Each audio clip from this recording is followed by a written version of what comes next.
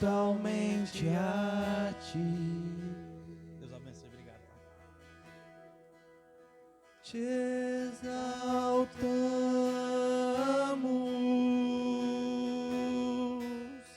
te exaltamos,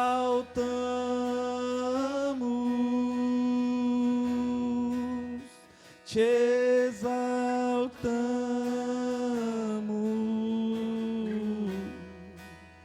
ó Senhor. Deus, nós te adoramos aqui nesse ambiente, Pai, porque Tu és digno de toda a honra, de toda a glória, de todo o louvor, Pai amado. A Tua misericórdia, Senhor, é a causa de nós não sermos consumidos, ó Pai. A Tua benignidade, Senhor, Teu amor, a Tua paciência, Senhor, é aquilo que nos move, é aquilo que nos satisfaz, é aquilo, Senhor, que é o combustível para nós podermos Te servir a todas as manhãs, a todas as tardes, noites, ó Pai.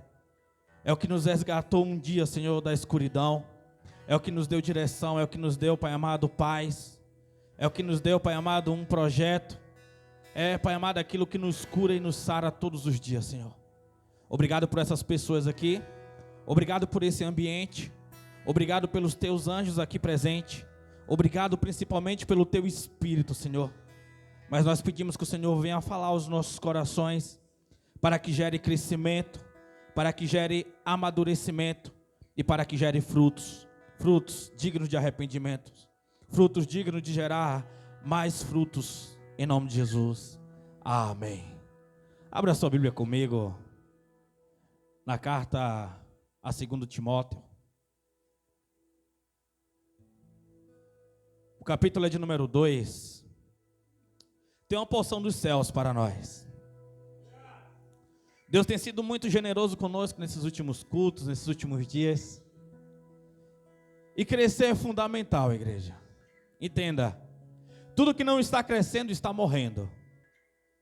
Para nós podermos um dia guardar a nossa fé, nós primeiro precisamos aprender a viver de fato o que é essa fé. Precisamos de fato estar com isso entronizado em nossa mente, em nosso coração, para nós podermos desbravar aquilo que o Senhor Ele colocou para nós. Porque a nossa estrutura é muito maior do que nós achamos que é. Porque muitas das vezes estamos amortecidos pelas falas e pelas nossas próprias perspectivas. Mas quando fala de algo sobrenatural, quando fala de algo espiritual, quando fala de algo que nós somos chamados para poder reger, para nós podermos direcionar, às vezes nós ficamos paralisados. Vamos lá? 2 Timóteo, capítulo de número 2. Quem achou, dá um glória a Deus bem forte. Aleluias. Quem pudesse colocar de pé. Tão certo como o ar que eu respiro,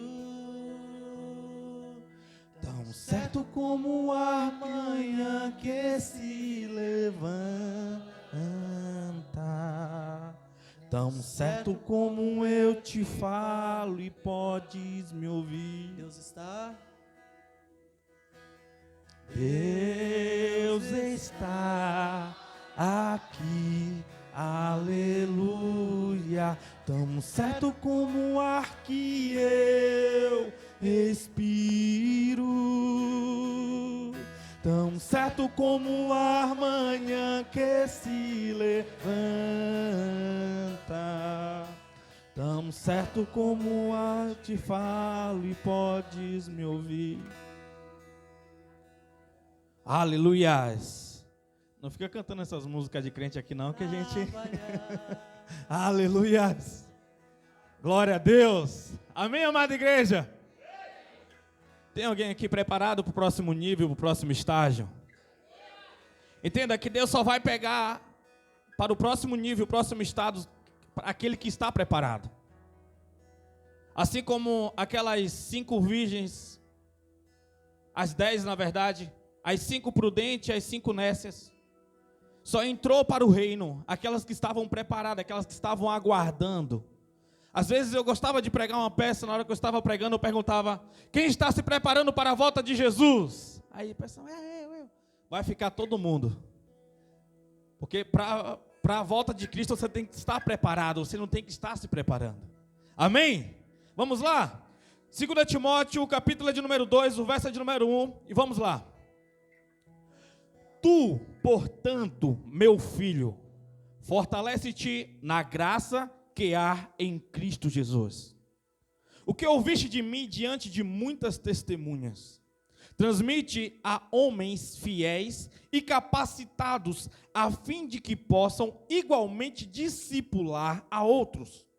Participa dos meus sofrimentos como bom soldado de Cristo Jesus. Nenhum soldado em serviço se permite envolver em negócios da vida civil, porquanto seu objetivo é agradar aquele que o recrutou para a guerra. Da mesma forma, nenhum atleta é coroado como vencedor se não competir de acordo com o regulamento. O lavrador que trabalha arduamente deve ser o primeiro a participar dos frutos da colheita. Pensa bem sobre o que estou afirmando, pois o Senhor te fará compreender tudo. Amém? Pode colocar a Bíblia no teu assento. Ora um pouquinho por você aí. Aleluias. Coloca a mão sobre o seu coração de forma profética. Lembra a medida de domingo, não ore como alguém cansado. Faça sempre oração profética. Porque o Senhor Ele nos renova todos os dias. A Bíblia diz, mesmo que o homem exterior se corrompa, o homem interior se renova dia após dia. O homem interior, ele é espiritual, ou seja, ele não passa pelas fadigas e cansaços a qual o exterior passa. Porque o espiritual, ele está ligado na videira verdadeira. Ele está ligado na raiz de Jessé. Ele está ligado na linhagem de Davi. Ele está ligado ao Jesus, o Redentor. Ou seja, ele sempre está forte. Por isso que a Bíblia diz que o poder de Deus opera na fraqueza, porque quando o homem exterior está fraco, o homem interior está forte. Deus, nós te apresentamos, ó Pai, cada um que está aqui, Senhor. Derrama uma medida exata no singular para cada um, Senhor. E nos promove no plural, Pai, para que nós possamos alcançar a boa graça de Jesus, Senhor. Fica conosco, Pai amado, para nós podermos fazer tudo aquilo a qual o Senhor confiou a nós, Pai. Porque nós queremos, Senhor, estabelecer o Teu reino e vencer essa batalha por amor a Cristo, no nome de Jesus. Amém. Podemos assentar. Fique à vontade para glorificar. Amém. Fique à vontade para dar glória a Deus. Fique à vontade para se esvaziar. Para você poder sair daqui cheio. Cheio de quê? Cheio de instrução. Porque a verdadeira palavra da cruz, a verdadeira palavra do conhecimento, ela destrói o homem exterior. Ela direciona o nosso caráter, ela direciona a nossa mente, ela direciona o nosso olhar e faz nós conhecermos os verdadeiros inimigos a qual estão estabelecidos aqui depois da queda de Lúcifer, que são os demônios. Nós temos poder suficiente para poder paralisar o reino das trevas. O problema é que nós queremos trabalhar com as ferramentas erradas.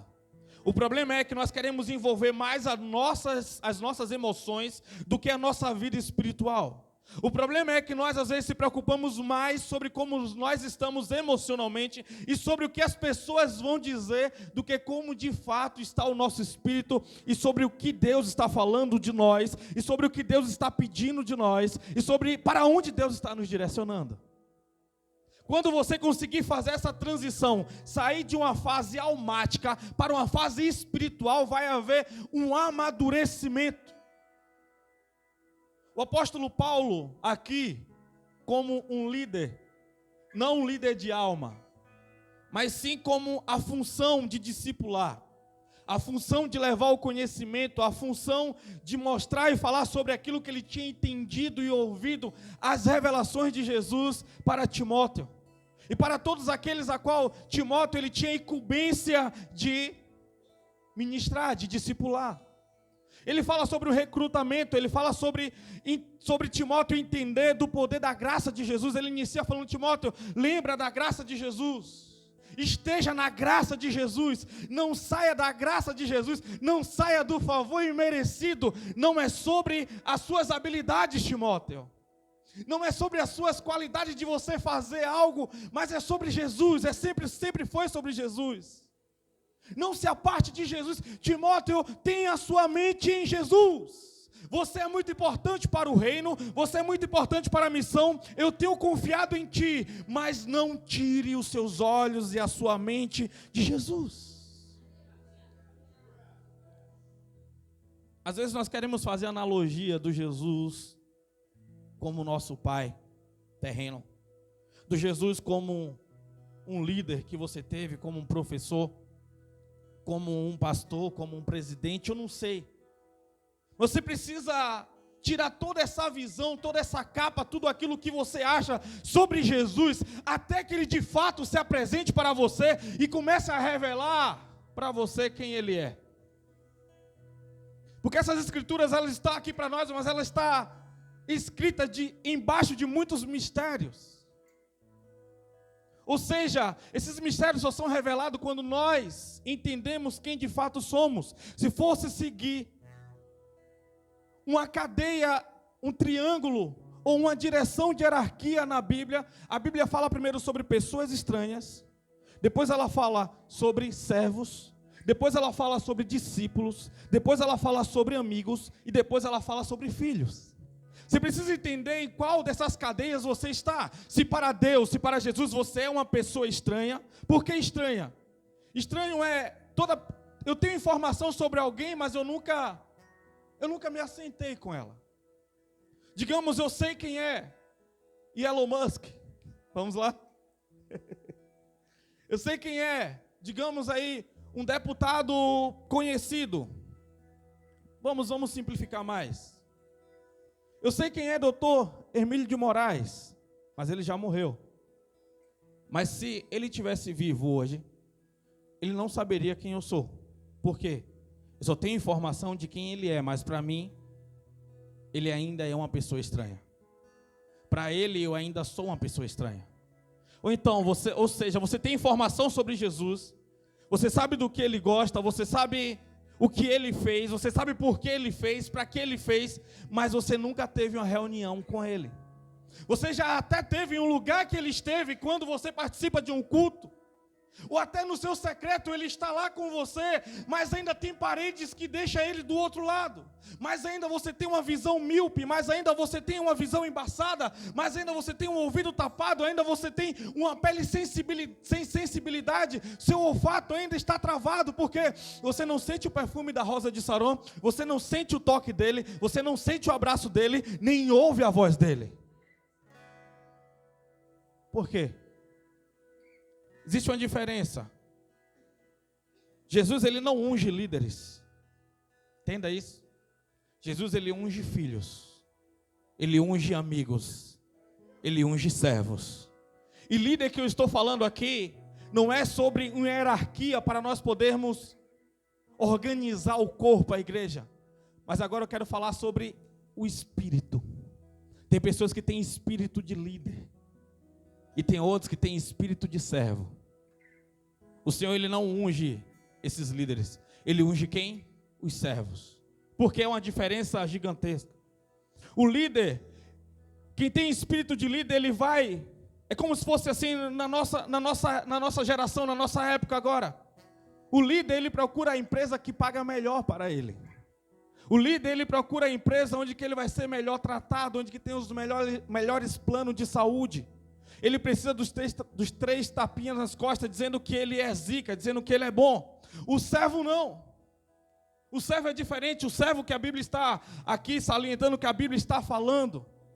Se o servo, ele não gostasse daquele lugar, ele resolvesse ir embora, ele não podia, porque aquele lugar tinha sido determinado pelo Senhor dele. Então ele teria que ficar ali. E se ele resolvesse fugir, ele perderia a família dele.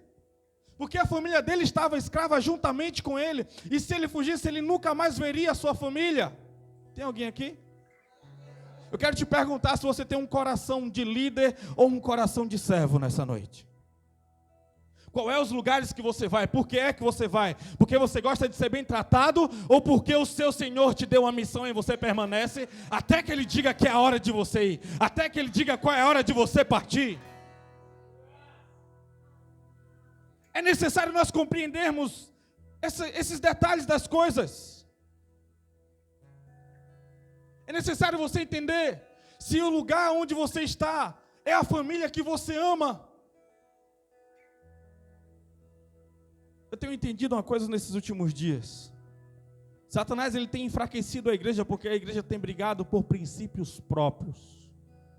Você tem que entender que Jesus ele não chamou você para te dar uma vida com excelência.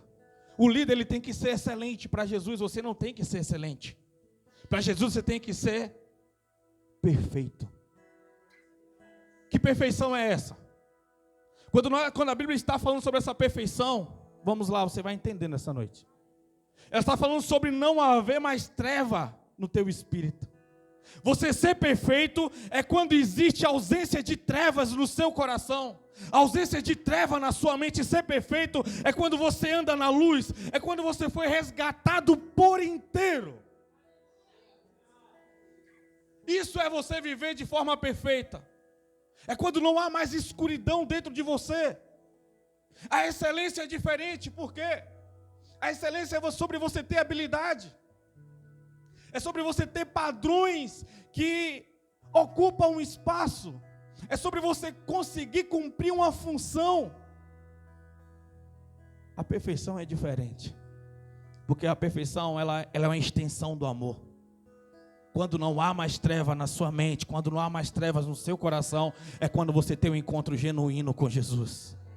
É quando você tem um encontro de novo nascimento. Se você tem dificuldade de ter um novo nascimento, entenda que há trevas ainda no seu coração. Entenda que há trevas ainda na sua mente. E é necessário ter essa limpeza. Porque o que habilita você a você fazer a obra de Deus não é sobre a sua qualidade em excelência, em você pregar, em você cantar, em você tocar, mas é a ausência das trevas. Porque ser salvo é um resgate das trevas para a luz. Ou seja, ser servo é ter uma natureza completamente limpa. É ter uma natureza sem peso, sem pecado, sem iniquidade, sem rebelião. Tem pessoas que têm um espírito de rebelião dentro do coração dela. Ela se sente indigna e não consegue deixar Jesus a purificar. O que eu tenho contra ti, sabe quando Deus fala para a igreja de Apocalipse, o que eu tenho contra ti eu vejo pessoas com espírito de rebelião dentro da igreja. Quando ela olha para o lado, ela vê fulano, ela diz o que eu tenho contra ti o que ela olha para o ciclano, ela diz o que eu tenho contra ti e não tem coragem de chamar, vamos sentar, vamos alinhar, porque eu não posso ter nada contra ti. A Bíblia diz, dependendo de vós, que tenha paz com todos. Essa era a diferença de Davi, um homem segundo o coração de Deus, fácil em se arrepender, fácil em se alinhar, fácil em excluir as trevas do coração, as trevas da mente dele, a nebulosidade, a escuridão. Tem pessoas que são misteriosas, tem pessoas que ela criou um cenário, ela criou um personagem, e ela vive naquele personagem, todo mundo sabe que é um personagem, mas ela tem os recuos, ela tem as grades de proteções para as pessoas não alcançar o coração dela em trevas. Seja resgatado nessa noite. Seu código será transformado, a sua mente será transformada. Você será habilitado para o reino de fato, de fato. Isso é uma libertação necessária que a igreja precisa hoje. Porque a igreja está vindo para viver uma vida em excelência. Ela não está vindo para viver uma vida de transformação. Porque a excelência é uma melhora de vida. Mas a transformação é algo radical. Você está procurando o evangelho como se estivesse pagando o pedágio, sabe? Aquele pessoal que treina e fala no final, o de hoje está pago. Tem gente que termina de vir da igreja e diz, o de hoje está pago. Ou seja, Senhor, eu tenho um créditozinho aí que eu apareci na igreja hoje. Há uma diferença. Quando você for resgatado e você entende essas coisas, não é sobre o de hoje estar pago como se fosse uma coisa árdua vir aqui adorar. Mas é o coração de Davi. Como é bom estar todos os dias na tua casa. Como é bom te adorar. Como é bom vir e ver a minha família, ver os meus irmãos. Sabe? E às vezes você olha assim e diz, ei, eu já estou limpo porque hoje eu não sou mais um prostituto. Hoje eu não adultero, eu não bebo, eu não fumo, eu não ando em baladas, eu não faço isso, eu não faço aquilo. Mas às vezes só uma coisa necessária para você estar com as vestes sujas, com as vestes em trevas. Sua vontade. Porque o servo não tem mais vontade. O servo, ele vive a vontade do Pai dele. Senhor, eu não queria essa cruz, Senhor, eu não queria esse cálice. Se tivesse como afastar de mim esse cálice, eu não queria ele. Mas ele termina a frase, mas que todavia seja feita a tua vontade, não a minha. A oração de Jesus. Ele diz que ele foi enviado para servir. Ele não foi enviado para ser um Senhor, ele foi enviado para poder servir. Deus, ele não vai te dar unção e poder de glória para você ser servido, ou para mostrar que você é melhor ou pior que alguém, mas ele vai te dar unção, glória e poder para você servir. Você está disposto? Servir aqueles que têm coisas contra ti, servir aqueles que você sabe sobre os erros dele, e mesmo assim você prefere amar porque você não tem a função de juiz. O seu olhar fala sobre muita coisa.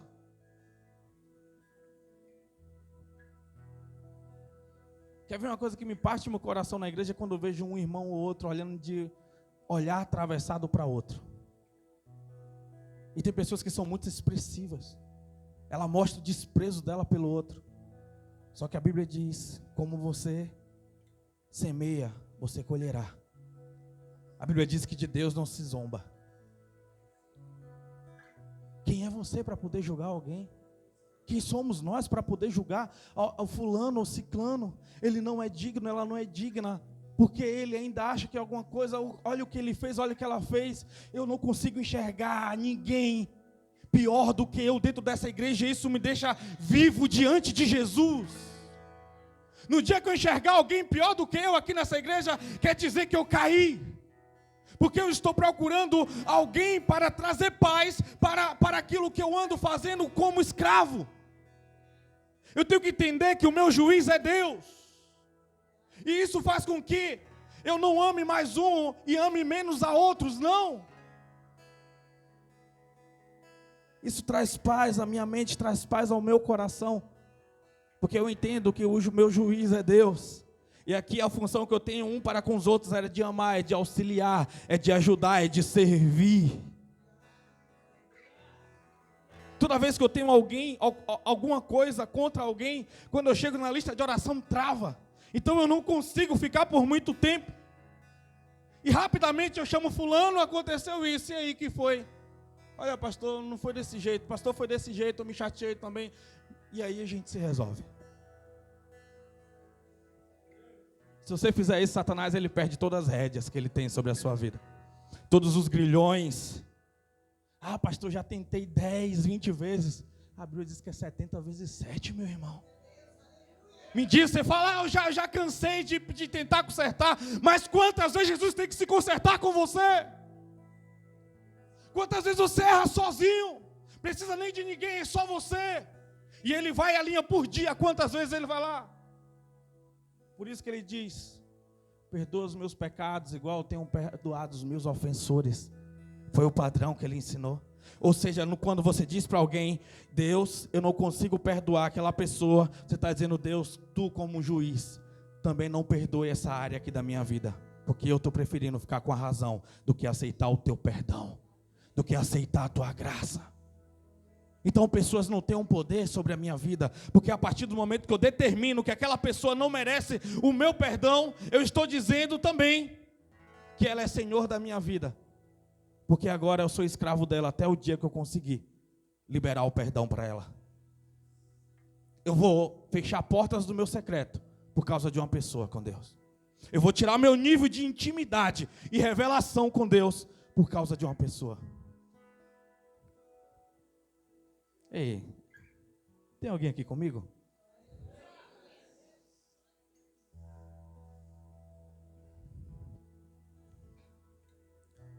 Timóteo, ele está falando sobre o serviço. Ele está falando sobre estabelecer o reino. Ele está falando sobre o cuidado que Timóteo tinha que ter em continuar a obra que ele tinha deixado. Ele fala, escolha pessoas fiéis. Você tem que observar. O intuito de Jesus não era ter milhares de pessoas seguindo ele, não, mas eram pessoas que poderiam, de fato, corresponder àquilo que o pai dele tinha entregado, porque ele não poderia colocar pérolas aos porcos, jamais. Jesus, ele tinha milhares de discípulos, olha lá, vamos lá. Jesus, ele tinha milhares de discípulos, 72 apóstolos, está na Bíblia, e 12 amigos. E dentro desses 12, ele tinha 3 que era mais íntimo. E dentro desses 3, ele tinha mais um que reclinava a cabeça no peito dele. Tem alguém aqui comigo? Ou seja, que tipo de intimidade você quer ter com Jesus? Tinha 72 apóstolos, mas não recebia, entenda. Tem gente que vai servir a vida toda dele e nunca vai ter um amigo como Jesus. E nunca vai ter Jesus como amigo, porque os protocolos religiosos, ou a sua ideia formada, ou sua falta de perdão, vai deixar sempre Jesus de fora da mesa dele. Sempre vai deixar. Sempre irá deixar. E existe uma estreita amizade. A Bíblia ela sempre vai falar sobre essa amizade, ela é diferente. O que é que Deus faz com Abraão? Ele chama Abraão de meu amigo. Aquele que é amigo, ele não perde as revelações de Deus. Quando Deus quis destruir uma cidade, o que foi que Deus fez? Ele falou, Abraão, jamais eu ocultaria alguma coisa do meu amigo. Está entendendo? Tem alguém aqui comigo? Ou seja, quando você se torna amigo de Deus, você se torna um líder. Agora não líder de espírito, mas líder como cadeia, como de autoridade. Você recebe uma chave de uma região. Ou seja, toda uma região agora tem que corresponder espiritualmente a você. A sua família, Satanás, ele não pode tocar. Porque agora existe uma proteção espiritual de Deus sobre você e sobre a sua casa. Então você não perde quando você serve. Existe uma chave poderosa no serviço a Deus. Existe uma chave poderosa quando você diz, eu quero parar de servir. Você também está dizendo, eu estou deixando de fora a possibilidade dele me chamar de amigo. Abraão, eu não vou ocultar você, meu amigo. Eu não vou ocultar. Eu vou destruir uma cidade. Senhor. Só que o coração de Abraão é um coração de intercessor. É diferente. O coração dele é de intercessor. Ele fala, Senhor, e se tivesse 50 justos? Se tivesse, Abraão, certamente eu livraria aquela cidade. E nós já conhecemos até que chega em 5. Até que chega só em quem ele queria. Só em quem ele queria não, porque ele apelou por 50. Mas chega na família dele, chega em Ló. Então o Senhor vai lá, manda 2 anjos para poder livrar Ló e a família dele. Só por causa da amizade. Só por causa da amizade. Só por causa da amizade. Essa amizade faz o quê? É o Deus de quem? Abraão, Isaac e Jacó. Ou seja, essa amizade faz com que dessa geração, pegando Isaac, pegando Jacó, um dia Jacó está lá deitado, lá de boa, com a cabeça na pedra. Jesus chega e começa a trazer revelação para ele, Deus começa a dar revelação para ele e levanta ele como príncipe.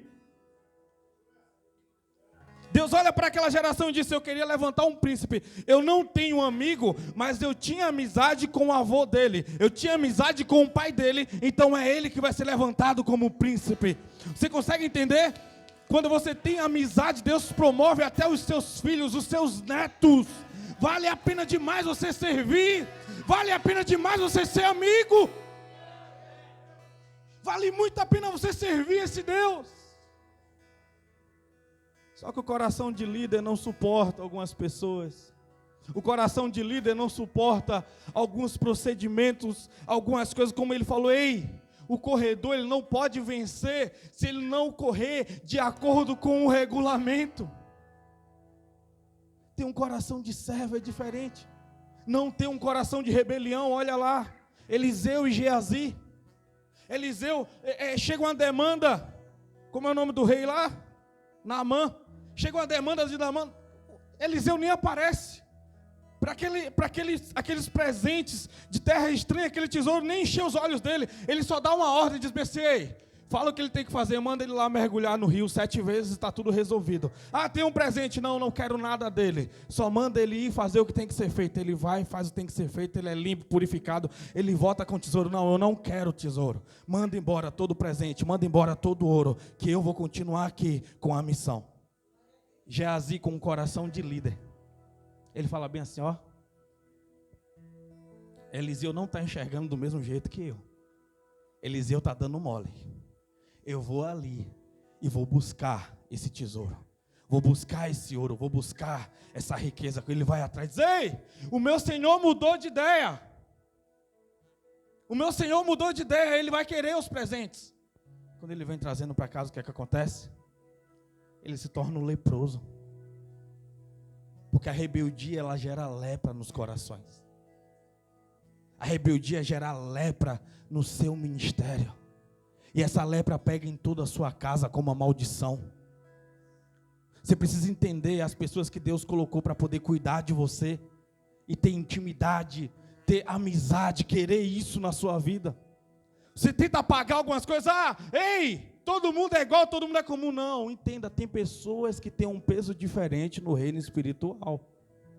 Tem pessoas que têm um peso diferente no reino espiritual. Porque tem pessoas que fizeram renúncias que eu não fiz ainda. Tem pessoas que entraram em lugares no secreto que eu não entrei ainda. Então eu tenho que entender isso e tenho que respeitar essa hierarquia no mundo espiritual. Tem pessoas que renunciaram casa, renunciaram família, renunciaram trabalhos, renunciaram lugares, promoções, só para poder estar com Jesus. Aí eu vou chegar e vou dizer: não, eu sou igual. O que importa é que Deus me ama. Ei, tem pessoas que vai conseguir conquistar uma pessoa que vai mudar uma geração toda, vai mudar uma nação toda. Tem alguém aqui comigo? Aleluia. Aleluia. Você quer viver então o caminho dessa herança? O caminho dessa herança é a cruz, é a morte. É a morte do seu velho homem, a morte da sua vontade. Não é sobre você melhorar de vida, é sobre você ter uma vida transformada. É sobre você sabe o que é errado. Estipa, tira da sua vida, alinha. Ergue a sua cabeça, não fique contando sempre com a misericórdia do Senhor. Não fique contando sempre com as suas necessidades, com as suas... Ei, existe algo maior para nós servirmos, para nós fazermos. Eu encontrei uma pessoa que ela serviu a Deus durante anos. E ela se desviou, ela saiu do caminho. E eu vindo para aqui agora, eu vi ela com a latinha de cerveja e um cigarro na outra mão. Falei, cara, o evangelho entrou na vida dessa pessoa, tirou o vício do cigarro dela. E quando ela volta para o mundo, ela tem uma necessidade de se estragar. Agora eu não estou falando nem sobre a igreja, estou falando sobre a necessidade de se destruir, com um cigarro se acabando. Tem alguém aqui comigo? O evangelho, ele é algo fantástico, entenda isso. O evangelho é algo poderoso demais. E as pessoas têm uma necessidade de dizer bem assim para os irmãos: eu não pertenço mais a vocês. Eu não pertenço mais ao time de vocês. Pessoas que têm necessidade de postar histórias embebida sei lá, como se estivesse vivendo feliz e nós sabemos que não é feliz. Uma necessidade de dizer: eu estou liberto de Jesus. Eu estou liberto da cruz.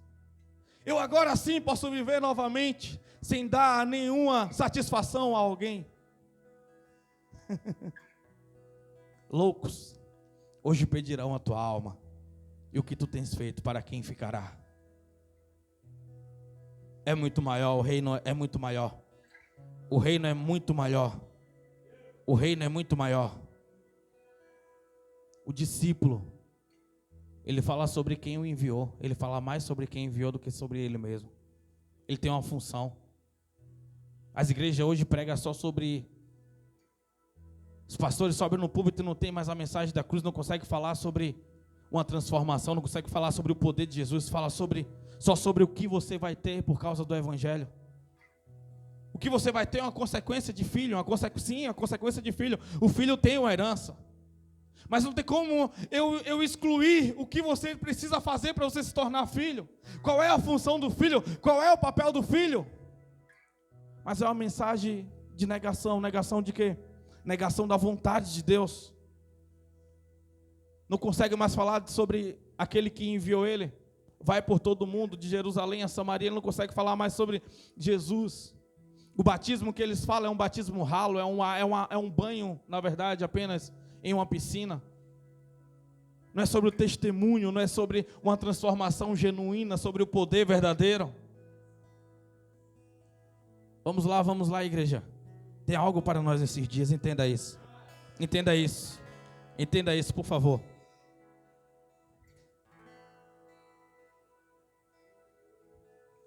Jesus, ele tem algo para nós. E o que eu quero enfatizar para você nessa noite é sobre a limpeza da sua alma. É sobre você conseguir tirar essas trevas aí do seu coração. É sobre você tirar o que eu tenho contra ti, o que eu tenho contra você, por favor. É sobre essa remissão, é sobre essa libertação. É sobre você perdoar pessoas. Tem pessoas esperando uma vingança de Deus na vida de alguns. Tem pessoas esperando tanto, aquele fulano precisa quebrar a cara, aquele fulano precisa de fato. Por favor, purifica o seu coração, purifica a sua mente, seja limpo por Jesus, seja limpo, por favor, essa pessoa não merece ter o controle da sua vida, deixa ela aí, os ciclos se encerram, entenda isso, ciclos se encerram. Um dia atrás uma pessoa chegou aqui no final do culto e falou: pastor, que saudade quando eu congregava aqui, como era bom, como era gostoso. Às vezes eu olho e penso assim, como seria bom voltar. Falei: não, bênção de Deus, fica onde você está, os ciclos se encerram. Os ciclos se encerram. Você está sendo mais bênção lá do que você aqui, entenda isso. Entenda isso. Tem alguém aqui comigo? É necessário. Sabe o que é? Quando essa pessoa saiu, eu sofri tanto, eu chorei tanto nas madrugadas orando por ela. Mas os ciclos se encerram. Entenda isso. Pessoas virão, pessoas vão, mas eu tenho que permanecer aonde o meu Senhor mandou eu estar. Eu tenho que permanecer aonde o meu Senhor está. Eu tenho que permanecer aonde meu Senhor mandou eu ficar. Não é sobre eu ser bem tratado, não é sobre um salário maior, não é sobre eu estar bem, é sobre a missão que o meu Senhor me entregou. É sobre a missão que o meu Senhor me entregou. Eu permanecerei até Ele falar: o ciclo findou. Isso pode durar 5 anos ou pode durar 50, não sei. O coração está limpo e não há mais planos. Enquanto houver plano no seu coração de uma segunda opção, enquanto ainda haver no seu coração possibilidades, quer dizer que ainda você não está entregue. Porque aquele que ia para a cruz, ele sabia que ele não retornaria. Ele de fato seria morto. A cruz ela é rude, a cruz ela é cruel, ela não conserva as suas vítimas. Essa mensagem ficou gravada no meu coração. Um dia que Deus falou comigo isso de forma tão clara, de forma tão óbvia, eu falei, não tem como negociar. Entenda isso. Jesus, ele disse assim, para nós concluirmos: eu não vos deixarei órfão. Só que em momento nenhum a Bíblia tem relatos que os discípulos chamam Jesus de Pai. Mas sabe qual é a diferença? Que Jesus tratava eles como filhos. E o cuidado que Jesus tinha com eles era como de pai. O carinho, a oração. No dia que Satanás falou bem assim, eu vou pegar Pedro e vou peneirar ele. Sabe o que é esse peneirar? Era Pedro cometer um pecado tão escancarado ao ponto dele ser exposto e não ter mais recepção daquela sociedade. Ou seja, Pedro não suportaria. Só que a Bíblia diz que Jesus naquele dia ele passou a noite orando por Pedro. E mesmo assim Pedro dizendo, Senhor, jamais te abandonarei. Senhor, eu estarei contigo até o final. Pedro, ainda nessa noite tu me negarás 3 vezes. Antes que o galo cante, tu me negarás 3 vezes. Jesus estava dizendo, Pedro, eu orei por você não pelo que você pode me oferecer, mas pelo amor que eu tenho por você. Eu orei por você não por quem você é, mas por quem eu sou, Pedro. Não é sobre, Pedro, não é sobre o que você está achando de dar de respostas. Você tem que entender quem é Jesus na sua vida. Você está tão preocupado com o serviço. Você está tão preocupado em fazer alguma coisa, em ser reconhecido por algo, que você esquece do principal, o cuidado e o amor dele por você. Eu não vos deixarei órfão. Eu não vos deixarei órfão. Eu não vos deixarei órfão. Deixarei meu Espírito Consolador. Amigo. Sabe o que é você saber que você tem um Deus com você? Jó, o que é que aconteceu com Jó? Deus permitiu que Jó fizesse o quê? Perdesse toda a sua família, os seus filhos. Amém? Por que Jó perdeu os filhos? Porque Jó só conhecia Jesus por falar. Jó ainda não era amigo. Até o dia que Jó disse, eu só te conhecia de ouvir falar, mas agora eu te conheço e sei como tu és. Agora tu é amigo. A Bíblia diz que Jó ele recebeu tudo em dobro. Jó, a riqueza dele foi 2 vezes maior. A família dele foi 2 vezes mais próspera e maior. Entenda isso, entenda. Entenda. Não rejeite a amizade de Jesus. Não se preocupe com os seus protocolos religiosos. Não seja um legalista miserável. E também não seja um pecador obstinado. Mas seja filho. Seja servo. Primeiro se apresente como servo. Senhor, deixa eu ser servo. Deixa eu ser servo. Aí ele vai olhando o seu serviço até o dia que ele vai dizer, eu agora não vos chamo mais de servo. Porque servo não sabe o que seu Senhor faz. Você agora é meu amigo. Até o dia que ele fala, eu também não vou te deixar órfão. Ele está chamando já de filho. E nesse lugar de filho é um lugar de revelação. É um lugar de herança. É um lugar onde que você ora e Deus te ouve. Você entende o sim, o não e o espere. Você não fica desesperado. Não andeis ansioso com coisa alguma. Não andei ansioso com coisa alguma. Pedi e vos lhe darei. Esse é meu amigo. Esse é meu Senhor. Esse é o meu Pai. Quero orar com vocês.